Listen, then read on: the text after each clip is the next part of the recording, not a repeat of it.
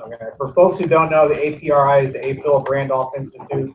They're doing great work here in Pittsburgh, so we'll keep you posted about that. Oh shit, I did it again. I'd like to begin with us introducing ourselves, and I omitted that, so I'm John Lepley. I think most of us know each other in here, but why don't we do it a couple more meetings? All right, I'm Lisa Nutter. I'm the purchasing and travel department. I'm Sean McGrath. I'm in the IT. Keith Rowan, Mike Falcon, I'm in the department. RJ Hoffnagel, I work in communications. I get living organizing. Living another collective bargaining. Deborah Edwards, the office department. Lynn Hancock, Communications. Ashley Fitchell and safety. Brett Dempsey, Haywood Carey, organizing. Aaron Russell, employees department. Membership development. Susan Cornell, legal department. Angela Raising Media. Diane Hammerline. Strategic campaigns. Rachel Means, strategic campaigns. Regina Mike, education membership development. Josh Crazy, I'm in the county. Other folks that just came in? Education. Guillermo Perez, education. And across the national affairs and strategic campaigns. We all know each other. We can be cozy like family in here. I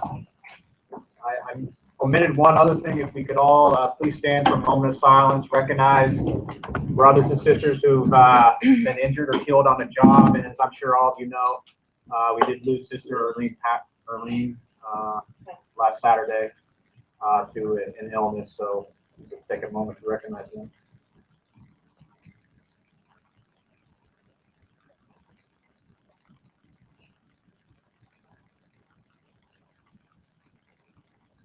Thank you.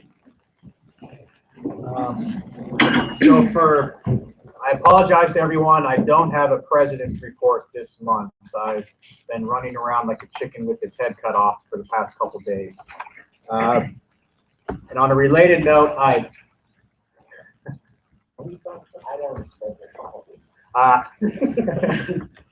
don't have much to report this month either. We are still waiting for an update on our back and forth with the International about the dependent care program and our status as a grandfathered health plan under the Affordable Care Act, and the fact that sisters in here still pay for some services that are to now be free. So we're waiting for information on that. We do have an organizing class coming up on the weekend of December 5th and 6th. We have 19 people who are coming. We had a motion last month to provide food for that. So if anyone else is interested, please let us know ASAP. That's about all I have to report this month. Do we have any new members present or folks that haven't been sworn in yet? So we have Ashley and Sean. What departments are you guys in?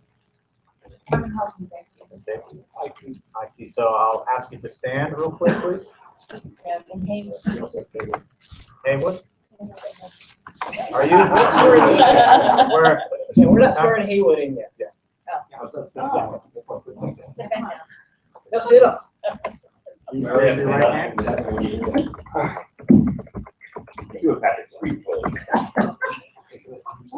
Okay.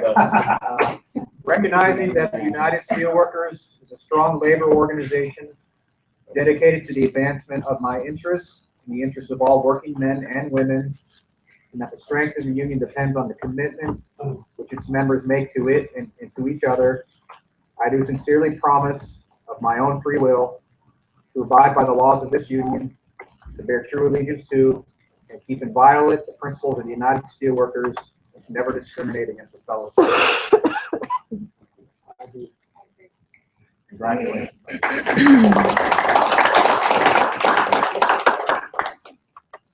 Double committee can be signed off. Okay. I'm already in 3 committees. So, financial secretary report. As On hand, beginning of the month, $139,420.93. Total receipts, $8,802.64. Total accounted for, $148,223.57. Total asset, account transfers or assets purchased, I don't know what that, $1,569.09. I think that's the money we spent. $143,654.48 at the end of the month. Do you have questions for the brother?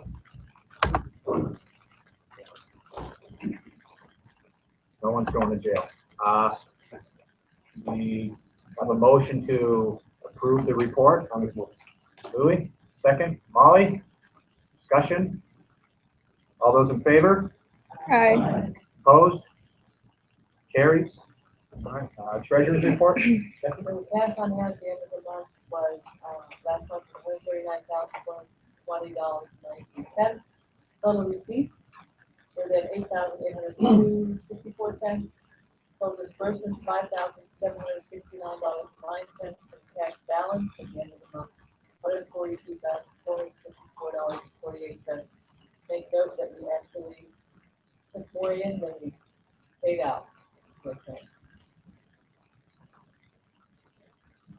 Questions for the sister? Diane? I'm just curious, why don't the figures match between the two reports, the monthly financial statement and the treasurer's report? Like almost $1,000. Yes, I got that. Did you say 142,000? The treasurer's report doesn't include playback disbursement. $1,200. The playback expense, actually that was paid out. Consultation for, I think that was maybe. So we shouldn't include that on the report? Should just- Let's playback report. The financial secretary's report includes all of the money. The account for playback is separate from our money.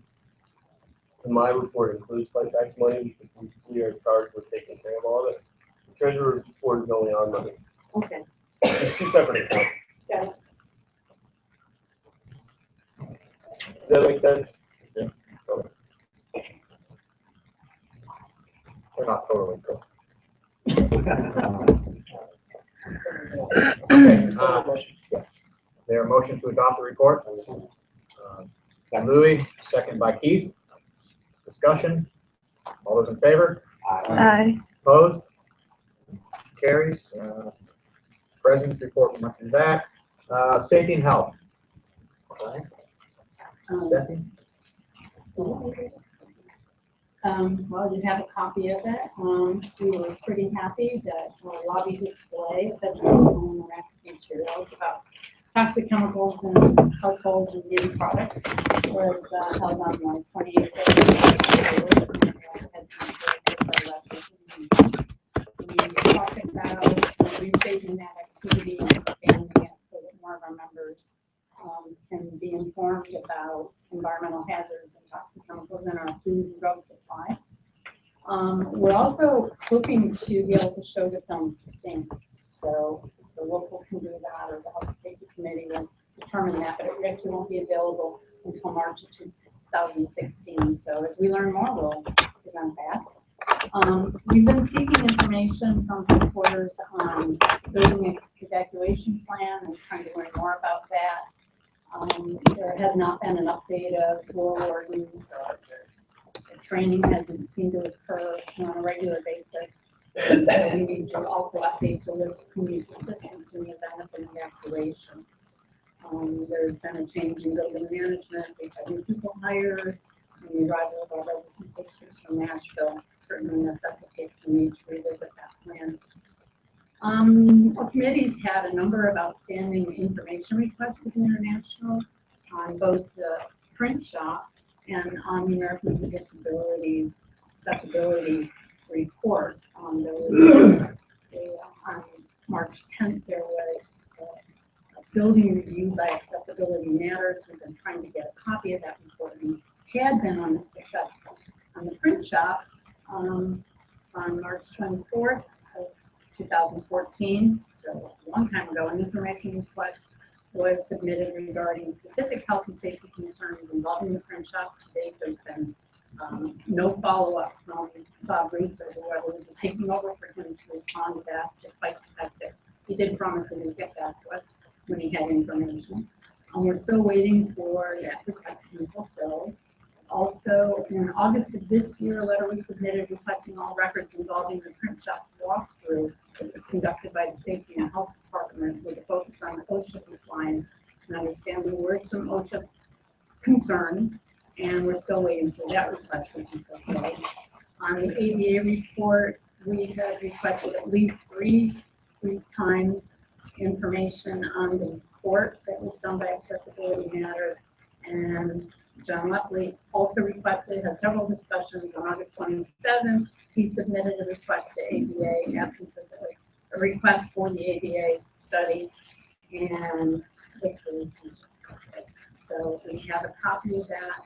And if people want to look at it, they can. It's my understanding that the international would prefer that we not copy it. They requested that, but anybody can look at it and wants to see it. Question?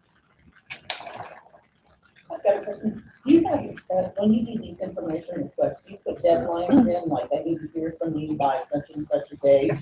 We were very nice about it at first, and we've gotten better about putting dates in because we wanted to keep it congenial, Oh, I know. back I'm and just forth, saying, and make it you're like, right, you know, it's business not wise, been you know, very and- successful. We've said within a week or within the month, trying to be very open about it, but that's an excellent point and something that was discussed at our last committee meeting, that we absolutely need to supply them deadlines because they pretty much ignore it. The standard that I put in the request has been about a week the most. So, Guillermo? Well, I mean, there's sort of like the boilerplate information request letter that also includes the article things that were entitled to the information, legally entitled to the information. So the other question is, is there any thought about enforcing our legal rights? We've had discussions about that, and I know that's happened before. Frankly, that's worth a discussion now. I was gonna say, this is just proper business, it's not personal or anything, it's a way, it's a way of having a healthy, workplace that we advocate and that I write about every day. And, it's not personal, it's just proper business, and saying, okay, here's the deadline, and you write again, follow the, procedure. And just, it's just, running, the place better, and health and safety is important. And the ADA is important. So these aren't frivolous things. I'm not saying it's not a matter of fighting them. It's just a matter of operating things better and treating it professionally and business-like. Debbie? Well, for those of us who service the members in the field, we do this all the time. And trying to create the most powerful environment for our members, bringing data over every outcome. So I go for it.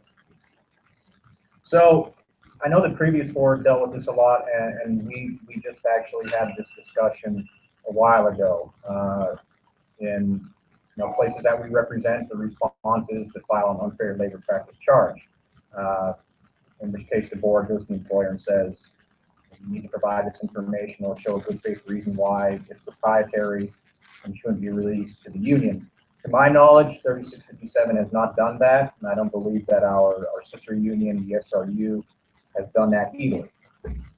Now, I know in recent discussions, the issue was brought up, what the hell would the NLRB do when they saw that Steelworkers Local was bringing charges against Steelworkers Union with the board agent's head explode? So Guillermo, Deb, then Haywood. My previous job, we had a staff union. I can't count how many court charges. Well, it's not a big deal. It's not a big deal. I don't know why it's a giant deal here, but staff unions. Well, I should say that was an independent staff union. So I'm assuming we're gonna have this discussion and make requests for information, we should decide whether we really want the information or not. If when they really don't care about it that much, then maybe it's not worth bothering to make a request. You But see this, it? I think, is really frustrating again. We've got a lot of hands up, so I want to manage this and get through it. So Deb, Haywood, and Patrick and Keith, then we're gonna go on with reports. So I was taught years ago to be trained, so working here, that, we have to give a proper amount of time for response, and it's going to vary based on what we're requesting. And then we have to do proper timely follow-up, that's vital. And then as it takes longer for the data to come in, we actually do warn. When I do this stuff for the local, I'm warning management that, in fact, I was taught by Lynn Indy to say that, deep into trying to get data, that the local will be forced to file a work charge. To be quite frank, rarely did anything I did result in work charge, because once management realized that we were serious, we really were gonna do it, we had a proper paper trail, they called us the data, because we're not asking for the first one charge. Haywood? I think those, the prior staff meeting, and a large reporting, any union going to employ your influence for politically it's a little bit tricky, but that's actually leverage staff. Especially because teachers, we and the rest of them love jumping on that stuff, right? So you don't want to be frivolous about it, but you're not saying you're gonna make a request. Keith, then Patrick, then we'll go on. I used to do leadership. I used to do leadership, and I can tell you, even though we never had to file a board charge, that particularly when relations were more contentious about 5 years ago, we filed all kinds of information to us, and we usually got compliance. And so, but if we're not so scared as the SIU or whatever, then a board charge is a perfectly reasonable way to get their attention and hopefully get compliance.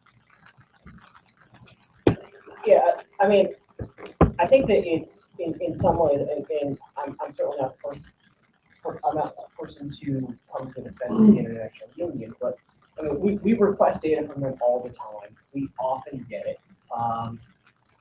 Sometimes, and when the cases where we're not getting data in a timely manner those are the ones, those are the issues that we hear about. So I think that I just want to first caution people that no, we actually do get information from the international a lot. In this particular case, so on the question of the health and safety, the walkthrough in the mailroom, I think that Bob Roots is still confused about what he was asking for and thinks that he gave it to us.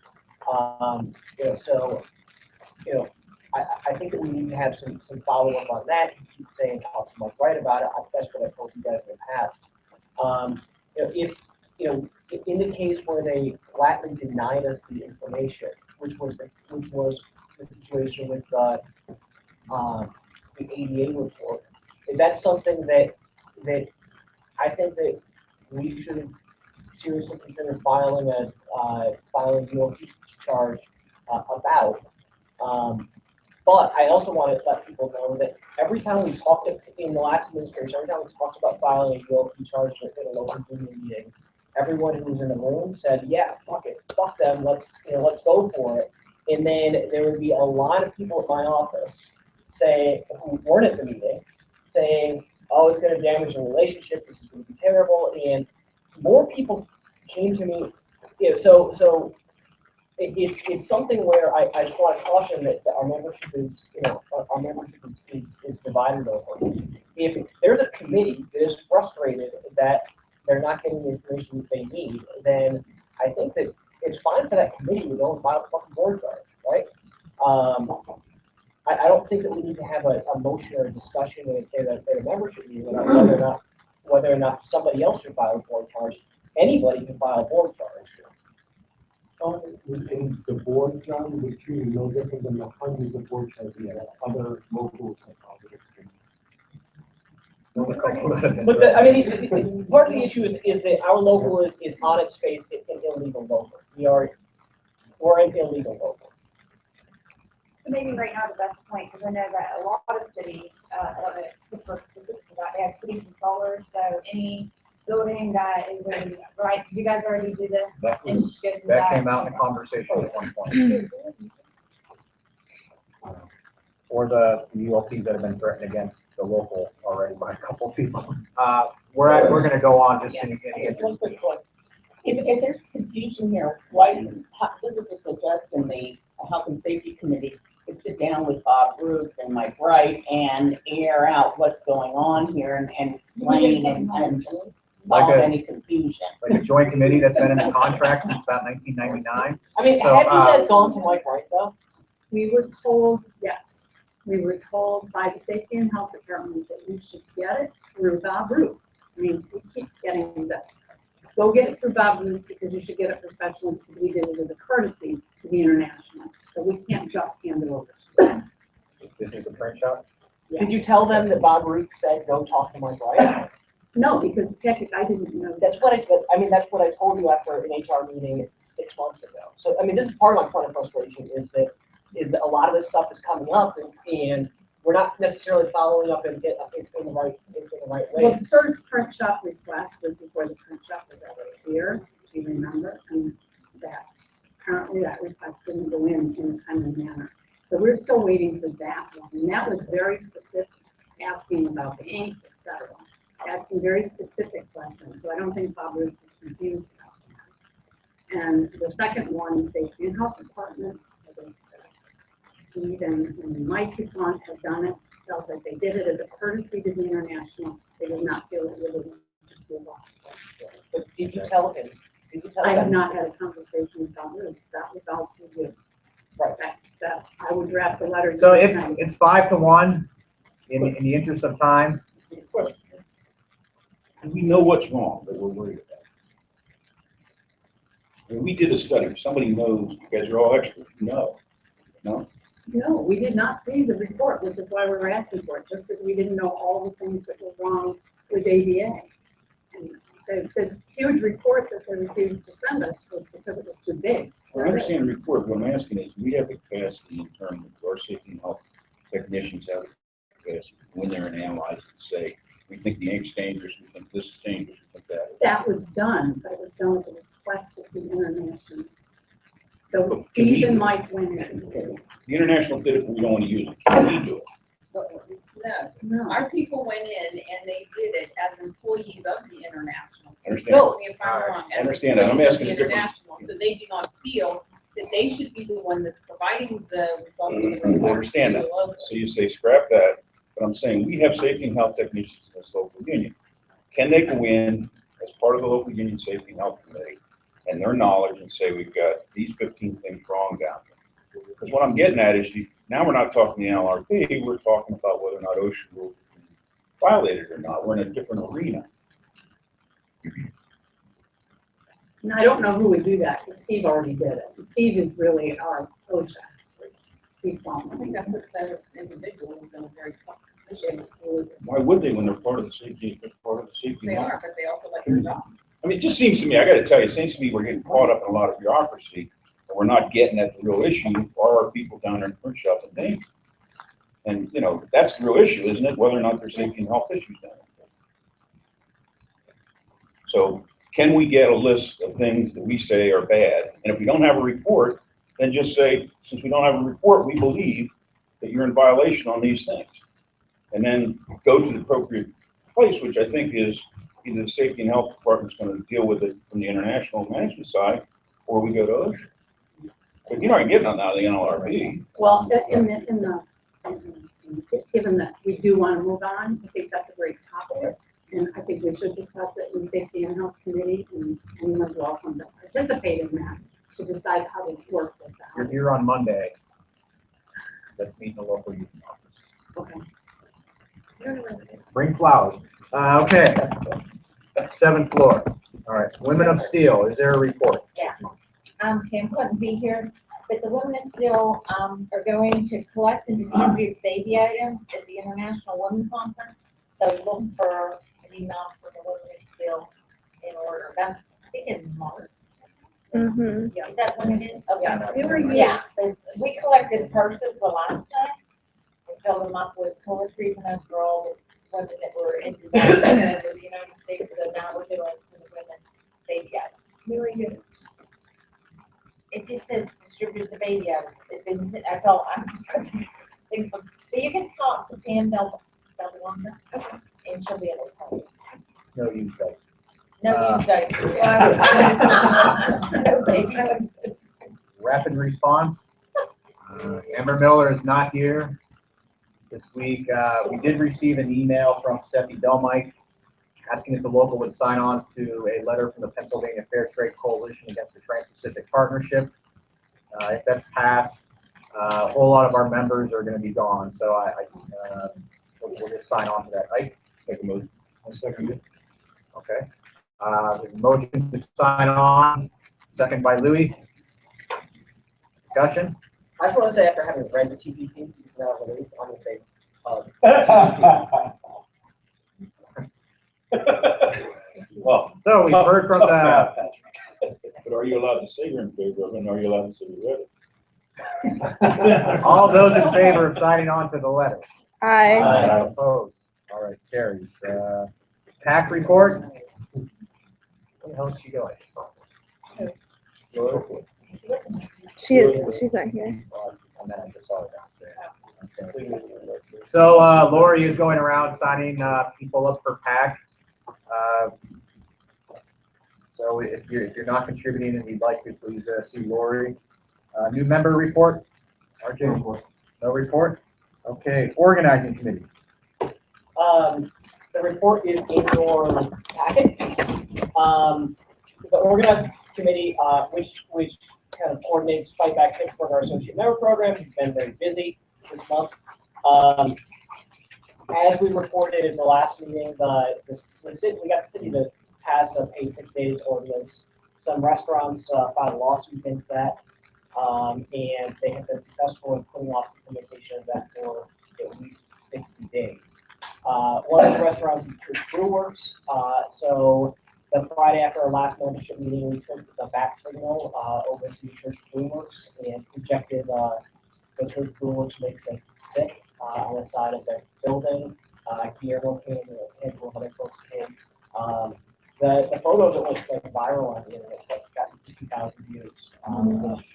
Which for a Pittsburgh local action is pretty big. I imagine we'll be continuing to pester the 4 local businesses that filed that lawsuit over the near future. On the 7th, we organized a bus tour visiting 6 ATI locations. We started at the PFP Hall on the south side, and it took about 9 hours to go to all the locations in southwest Pennsylvania. We had about 30 people join us. The only other person being local was Doug Moore in a song. It was fun, and the locals really loved it. And Fight Back Pittsburgh was named an ATI Picket Line Hero of the Week last week for doing that. We released our second issue of the Labor Struggles from CSA and Beyond, which runs it runs online via email on the first of the month, and a long version and a truncated version, about 900 words run to new people, but we take it at the Thomas Horton Center every month. If anybody is interested in writing about local labor issues, we're looking for more folks to write for that. And the Women's Caucus Group released their electronic version, the online version of their harassment handbook. They have 2 words for harassment, so now it's an online version. Stuff coming up is this Sunday we're having a Fight Back Pittsburgh Friendsgiving potluck. We're doing a lot of meetings and actions and activities, so we wanted to give people an opportunity to hang out. The details are in the report. A bunch of us are going to the organizer training, and our next general membership meeting is we're going to kind of forego all the regular business. Fran Arabia, the president of the local Brackenridge, and a bunch of other lockout workers are gonna, be here, and it's going to be a discussion about how we can support, how community folks in Pittsburgh can support, the lockout workers in ATI. Questions for brother? Just on API, the yesterday newsletter yesterday had a need for a little girl, coming out of an API location. And, She's not out of the ATI location. oh, okay. Oh, so ATI is supporting her. So the local in Albany, Oregon is, doing a fundraiser, this Saturday to support, a young girl, financially. So the link on there, if anybody wants to contribute, yesterday they were only halfway to the goal. And the family needs money to go to these treatment sheets. So if anybody's interested, Lori sent an email around, so we're all gonna have it in our boxes. So if anybody wants to link them up to try to help the community. Thank you. Bylaws Committee. Carol Gem is not here. I do want to recognize Carol Gem though. She stepped up to serve as temporary acting trustee for a period. She helped the local carry out one audit. The person she replaced is now back. Carol's on vacation today, but I do just want to give her a shout out for stepping up when we called on her for that. Civil Rights Committee, Doug, Irma? Yeah, we met this month, and we just had two items that we will recommend for action from the local. The AFL-CIO is doing its MLK Civil and Human Rights Conference in January 15th to the 18th in Washington, D.C. And the committee is recommending the 3657 send 4 people, 2 from the headquarters, 2 from the field. Pay leave and expenses, and we're asking that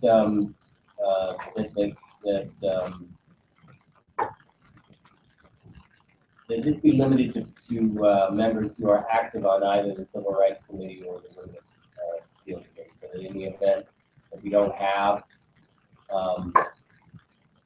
4 people from joining from the 2 committees, then we'll send whoever we have.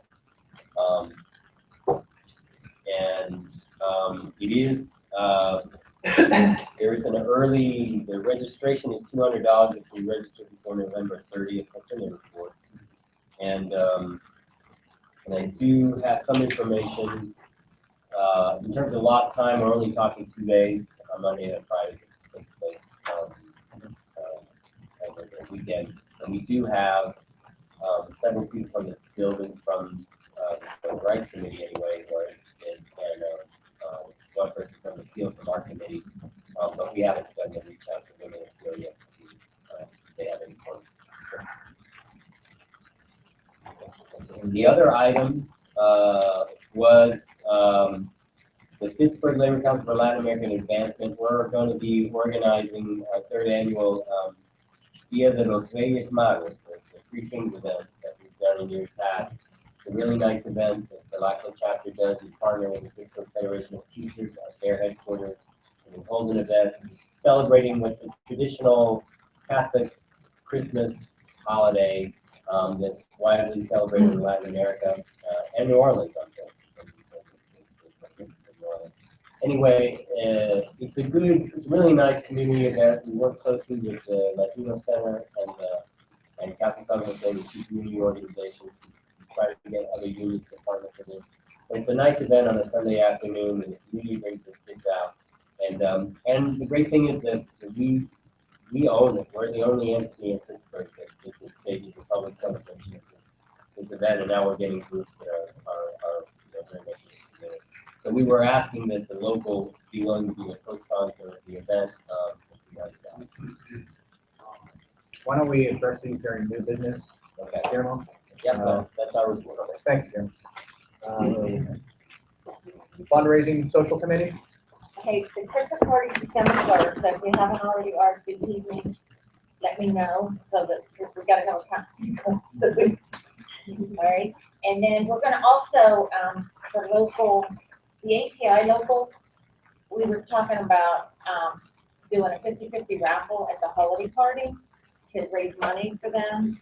The District 10 has sent us a letter asking for donations, so we figured we could put that with the local Christmas party and do a 50-50, because the whole building's invited, so we're gonna do a 50-50 raffle. And if you win, maybe you can go get it. We're not gonna threaten you, yeah. And then I also have tickets I gotta get sold. It's a drawing for District 10 Athletic and Recreation Fund. They're $5 to win $10,000 right before Christmas, so I only have a few left. So anybody wants to buy, give me $5. And Barb wins 500 if you win. No, I'll give it to 8, yeah. Okay, sure. And there's a 90% chance of winning. What do they use that sports and recreation? It goes to the District 10 funds that provide for the picnics and stuff at Idlewild and Hershey. Okay. Those functions. The baseball game and the bowling tournament. Okay. Good to know. Thank you. Grievance committee. So we have 5 active grievances right now. We recently withdrew one from an issue stemming from the field. One of them has been appealed to arbitration, but since that is involved with 2 other grievances, we're going to see it's just pending right now. We haven't struck a list yet or anything with the international. We're just waiting to see the resolution on some recent developments. And then we have another issue stemming from something else another member is dealing with. We're waiting the outcome of some further development to see if we're going to appeal this to arbitration or reach some kind of settlement. So Jenny Van Schindel, our grievance chair, will not be here. She will be here in January for the Human Relations Committee meeting and in February for the trustees audit. Any questions on this report? Deb? In Nashville, I realized this has been different things. We knew what was going on with grievances, so had I been here when the grievance first happened, would I know what happened, or is the custom here, we don't talk about it? I think the custom has been, and this is how, I mean, the committee's been dealing with it since we were installed in May, is we haven't really discussed it at meetings. I haven't received, no one from any of these individuals have said, please share this with what's going on. So custom that I've always seen, and maybe folks with more experience can say otherwise, is I don't think specifics are gone. Yeah, we typically talked in a lot of detail about grievances over contract language and, you know, that this person's getting screwed for this reason or that reason. But but 5 of them are discipline grievances, and we have not talked about the details of individual discipline grievances because we think that it's their business. If people want to talk, if people are at the meeting and they want to talk about their own discipline grievance, they're free to do so. But I don't think that's the position or local. The one that is a human representation grievance is Denise Smith in District 8, and Billy Thompson is holding strong on his position that he did not violate our sister's lawn garden rights. So that's going to probably stay open until he retires.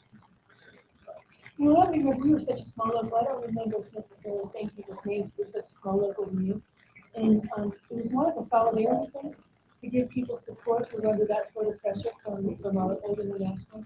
So it isn't so much to know who they are, just to kind of have an It can be idea. a double-edged sword too. The support that you're talking about could also be people choosing sides, and it's not. There's no net benefit to involving a building full of people in someone's individual personal issues and dealing with. So, Except if there's a theme happening, which you guys would see a theme happening. The 4 of them do involve work performance issues. And I think we said this at a recent meeting. We're not sure yet if these are outliers or if this is like a new sheriff in town and they're taking a different role, different approach. So the verdict on that is still TBD. All right, old business. course, Barb already mentioned the District 10 raffle tickets. If you want one, buy one from her. Yeah, don't leave until you We also, last month, we bought a table at the Thomas Merton Center Award Dinner. We had 8 people that responded to go. I don't know if anyone wanted to speak to it. It was really great. It was really good. Okay, and then the last thing we had on the National Child ID program, somehow I'm getting to get all of the 40 kits that are coming. Thank you, John. But I've sent the check in and kits will come to me, and as soon as I get them and John gives me a list of people that want their kids, fingerprint and whatever, I'll send them out. And if anyone knows a stay and neuter program for teenage children, someone did contact me about that, but, Are you serious? I was me. No, I was like, wait. I did it, yeah. Okay. All right. Next, we had a request from District 13 and Dion Babin that we adopt a child from local union 235A for the holidays. 235A is Sherwin's local that has been locked out since Last over a year. year. Yeah. Instead of housing fees. so the local is, or the board recommends reimbursing Dion Babin. It's our sister down in District 13. She's coordinating this effort up to $100. Can I make that motion? A motion by Molly, second by Louis. Discussion? All those in favor? I just had a quick question. Does this mean that we're like buying like Christmas presents or is that the idea? Yeah, we'll give Dion the money to reimburse her. But yeah, Okay. so I think people were like kind of saying aye. Aye. Okay. Opposed? Carries?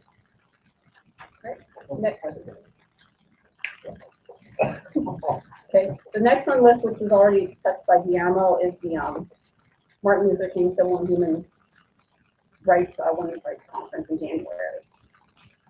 January 15th to the 18th. It's being held at the Washington Hilton in Washington, D.C. Registration is $200 by November 30th. And the hotel rate is $159 for night club pass. So we recommend sending 4 people's lost time and expenses through from the field, through from the headquarters. We discussed not doing last time. 2 of the days are weekend, right? That was on the. Was that a different one? Yeah. Well, That was what we're gonna ask the international recovery last time on that. okay, and it should also be noted, it's gonna be the higher registration price of $250 per member. With the deadline being a week and a half away. So we are going to ask the international to cover lost time as they have had in the past. But we still do need a motion to cover.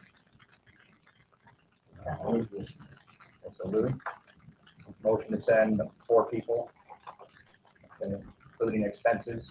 Patrick, The motion should be for lost time and expenses, with the understanding that we're gonna ask for the lost time back. It's up to 4. I mean, it's Yeah. up to it 4. may not be 4. Yeah. So that means if we, all right, so you're saying we're gonna have to be reimbursed, either they do it or they don't. Yeah. Yeah, but this will cover it. But if they're not, then we still have a lost time. We also need to set the time frame for when people can notify whoever they want to notify, so they know, because the price goes up for each registration period. So the motion needs to include up to $300 registration in case this doesn't happen in January. So, Well, why don't we just make a deadline right now? that's fine, but the deadline also needs to allow for enough time for the check to get cut and all this stuff. Is December 18th, I mean, would that allow enough? It would be time? doable if the deadline was before that and we knew who was going in enough time. It needs to be before that so that you can cut the check, if there's only 2 people going, you want to send the check before. No, I understand that. So, all right, so I'm suggesting that if you could, to make the 250 deadline, when we. When do you- December 4th. So let's make that the deadline. As soon as I know who's going, I can get a check cut. That sounds good. Okay. December 4th? December 4th. Okay, so Louis, can you say all that again? No, but she's writing it down, so. Well, I'll make it as a friendly amendment. So it'd be 250 per member, up to 4 members, And the deadline would be December 4th. to notify Lisa? Lisa. Okay. Okay. All right. So Can I second that Louis, we motion? have a motion from Louis with a friendly amendment by Guillermo, I will second. second by Molly. Is there discussion? In the event there's 6 people who apply, is it gonna be up to the committee to decide which board goes? Well, we have two committees would be involved in the decision. I spoke to Pam Bianco about it, and our feeling is we'll draw names out of the hat. If we have more people. All right. Everyone hunky dory with names out of the hat? Okay. Any other discussion? All those in favor? I Opposed? Carried.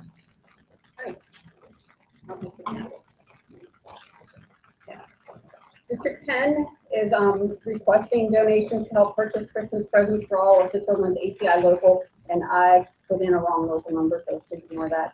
But they've been locked out since August 15th. They're asking that we send money to them that they will put into the fund, and they will go out and purchase presents or some money for Christmas events at the local. So to spice things up, we're gonna do a 50-50 collection and raffle, or 50-50 at the Christmas party on December 3rd. So bring your money, we'll do a 50-50 there. And if you're not gonna be there and you wanna buy something, come see me.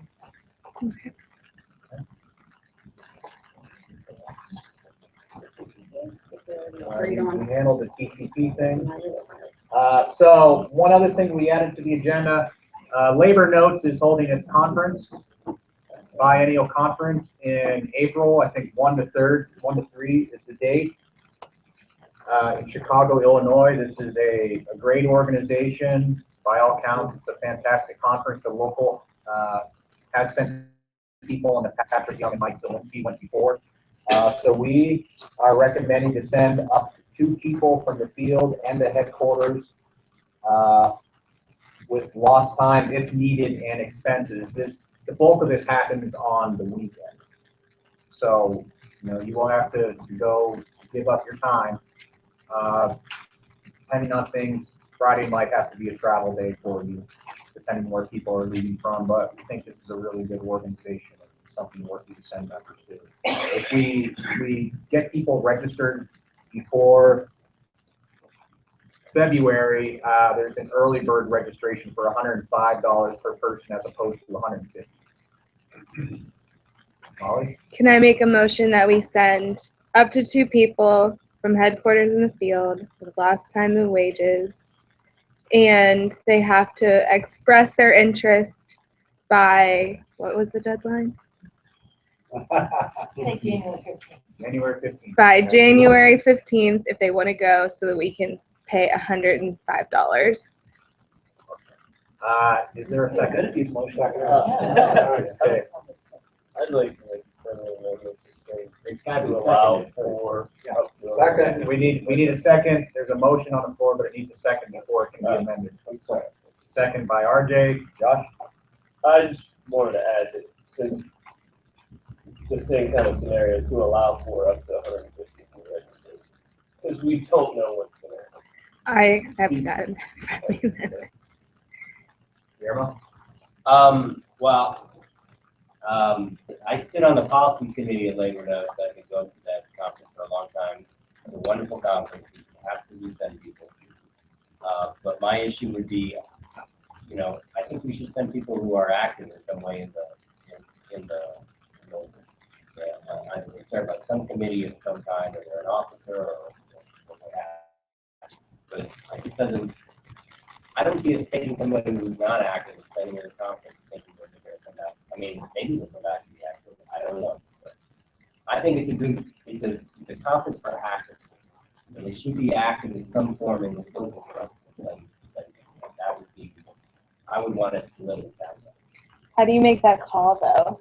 Like, what if someone thinks they're active because they come to meetings and donate to 50-50 raffles, but you're your idea of an activist is someone who is in Fight Back Pittsburgh and goes to rallies and does things on weekends. So like, who That's a good point. determines People in the that?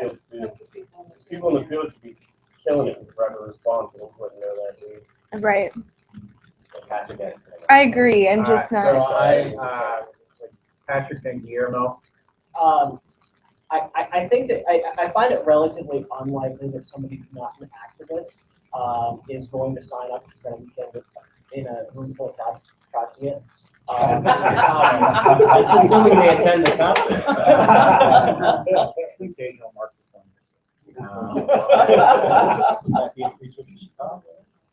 I mean, no, we don't want this to be a case of the suitcase committee where it's just a trip to another city. So, Guillermo, do you have a suggestion? No, the only, my suggestion is this, I would measure activism, this is the local that's sending them. I would measure it by, and by the way, we have people from the field on our civil rights committee. I know they have people from the field in the women's steel committee. You know, it's not as if there aren't some avenues for people from the field to plug into the unit. I think Lily's done a good job with that. So, so I think that they should either be a member, serve on some committee of the local, or serve as in some officer capacity. And it's nice people come to membership meetings, but I think we can set the bar a little higher. I feel really energized after doing that. So is that unreasonable? Is that friendly to you, Molly? Yeah. Okay, so I'm not going to say all that again. But, so we have a motion to send up to 2 people from the headquarters in the field. Dates and all that shit is in there. Preferences for activists. Does the second also have to agree? I'm not a parliamentarian. Second. There you go. Okay. All right. I actually have a real question, just to clarify. So, because the way the motion was worded is a little confusing. 2 from the building and 2 from the field. No, up to 2 from the field and the building. A total of 2. Yes. 2, 1 from the field, 1 from the field. But if there's no one from the field, Then 2 you can from, do- yeah. Then we always did that. I would offer the amendment, that we do 2 from the building and 2 from the field. Up to 2 from the building.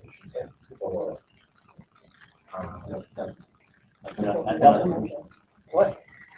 Can I accept that as a friendly amendment? How about you withdraw your original motion and then state it back? Okay. Or, I withdraw my original motion. Are you okay with me withdrawing the motion? Once you make it, I'll raise my hand and second. Okay. So I make a new motion to send, but if we send 4 people, the 2 from the field, up to 2 from the headquarters. so if only 1 person from the field goes, are we only sending 3 people? Yeah. Okay, so up to 2 people from the field, up to 2 people from the building to the labor notes conference with lost time and wages.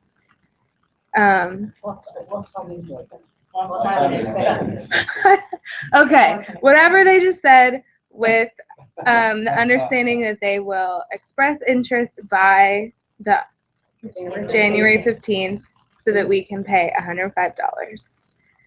That's my motion. Here a second. RJ, All right. discussion. All those in favor? Aye. Opposed? Carried. Oh shit, I didn't say with preference to the e-board or committee members. But if there's only 2 going, then I they think would just go. Okay. we're okay. Yeah. well, Everybody gets it, right? You're a slacker. You should say. So, we have nothing else that we wanted to bring. Guillermo. Yeah, I wanted to make a motion for the sponsorship for the 3 Kings Day event for Black. Guillermo moves, second by Louis, $300 for the 3 Kings event. Discussion. All those in favor? Aye. Opposed? Carries? I have, Molly, can you send me the stuff to make it out? so I'd like to make a motion to buy a new computer because this is a hunk of junk.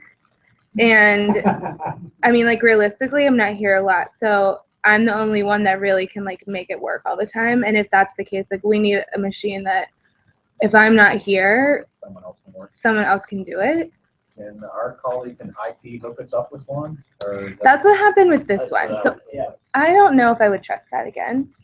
No offense, but I feel like they're just like refurbished ones that have been around for like 10 years that take, like this one took an hour to get. Can we table this till the next meeting whereby you can bring information about various things that you're looking for so that we know what we're gonna be spending and we know what we're gonna be getting, as opposed to just saying, I believe we spend up to 4,000 on it. You know what I mean? Give people Yeah, options. like- Yeah, I guess Tell I us just what you need don't know how that and how much works. it's gonna cost, because computers run anywhere from $500 to $5,000. do some research, come with us with some recommendations. And we're all for it. All right, I can help you. okay. All right, that's We fine. may be able, can we buy through the international and get a discount? We do. Yeah, Yeah. like, you know. we- I'll work on it. I'll work on it. No, it's a great thought. Yeah, We- yeah. We can work, we just need to follow Okay. numbers what we're spending. Right. Okay, I table it. Can we have a discussion at some point, I learned the hard way in Nashville, where if I work through a meeting because I put some deadline for a member in front of coming to a meeting to vote, that I didn't have the right to complain about what happened. And I learned that by going to a long ago president, being very upset about a vote, and he told me to shut it. That if I want to have a voice, I have to be in the room and vote, otherwise I'm making a choice not to be there. I don't think it's gonna take pressure off the board when people end up realizing they should have been here, but maybe it's a way we can get, get more people in this building to come to the meeting. So I don't know if that practice applies here. I know in Nashville it was a big practice. If I wanted to be a voice in a local union meeting, I better show up. Sorry, in person. All binding votes have to be done in person. Is that what our bylaws said? Yep. Okay, got it, thank One more question too, for the holiday party, you take your lunch. I know in accounting, we have to take the 1 hour lunch. I know it says from noon to 2. The international thinks that you're just taking your lunch for that. So it's like an hour of your, for the party. So you can come between 12 and 1, 12:30 to 1:30, 1 to 2. So somebody don't get in trouble. And if you're not there for the 50/50, how does that work? If Well, you're your not- name's gonna be on the ticket. Your name will be on the ticket. Yeah. So you don't have to be present for that. That's what I'm saying, if you're not gonna be at the party, and you wanna buy tickets, you can just buy them off of me, and then I'll, contact you. Good in warfare. Okay, Don't so, want anybody to get fired. Mark your calendars for December 4th, Friday, December 4th, is light up night on the picket lines, at ATI. All of the picket lines except for Midland, where light up night is the 5th. And I may, the locals trying to get me to dress as an elf. That may happen. You dress as Santa Claus, I need to. I'm not dressing as Santa Claus. How much does it pay? No, I'm kidding. The dress is Yeah. It is a specific request for me to dress as an elf. And we'll be playing with bat signal. And what time is that? Are you gonna send out? we'll harass you with an email, like I am with the United Way email tomorrow. Anything else? All right, we need a motion to pay all bills. From Molly, second by Angela. All right, discussion? All right, all those in favor? Aye. Motion to adjourn. Me. Angela, second. No. Molly, all those in favor? Aye. All right, have a good day, everyone.